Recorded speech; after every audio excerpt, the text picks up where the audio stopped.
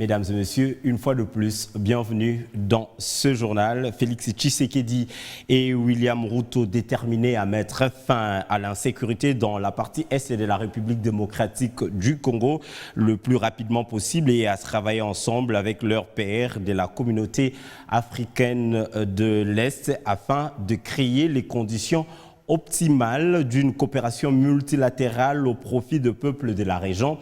Une commission mixte pour renforcer cette coopération sera mise en place. C'est ce qui ressort du communiqué final sanctionnant le tête-à-tête de ce lundi au Palais de la Nation entre les deux chefs de l'État. Les deux chefs d'État se sont félicités de l'excellence de relations d'amitié qui existent entre la République démocratique du Congo et la République du Kenya depuis de longues années et ont réaffirmé leur volonté de les consolider davantage au profit de leurs peuples respectifs, plus particulièrement dans les domaines de la défense et sécurité, de l'agriculture, de l'énergie, des infrastructures, des finances, de l'administration publique et du commerce. À cet effet, les deux chefs d'État ont convenu d'instruire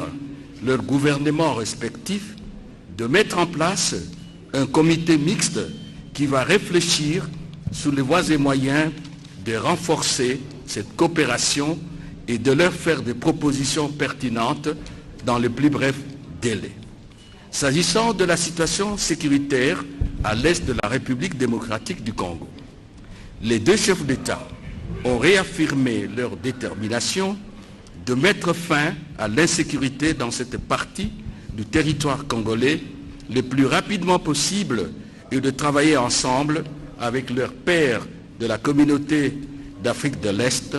afin de créer les conditions optimales d'une coopération multilatérale au profit des peuples de la région. Pour sa part, Son Excellence, Monsieur le Président du Kenya, a rassuré son homologue et frère de la République démocratique du Congo de l'engagement de son pays à poursuivre le déploiement en cours des troupes kenyanes et à opérationnaliser la force régionale en vue d'éradiquer les groupes armés qui perturbent la paix et la sécurité dans la région, en particulier à l'est de la République démocratique du Congo, comme convenu dans le cadre du processus de Nairobi. Le président de la République démocratique du Congo a exprimé à son homologue, au nom du peuple congolais et au sien propre, ses remerciements quant à sa visite de travail et pour l'engagement renouvelé de la République de Kenya d'accompagner les efforts de la République démocratique du Congo pour la paix et la sécurité dans sa partie orientale.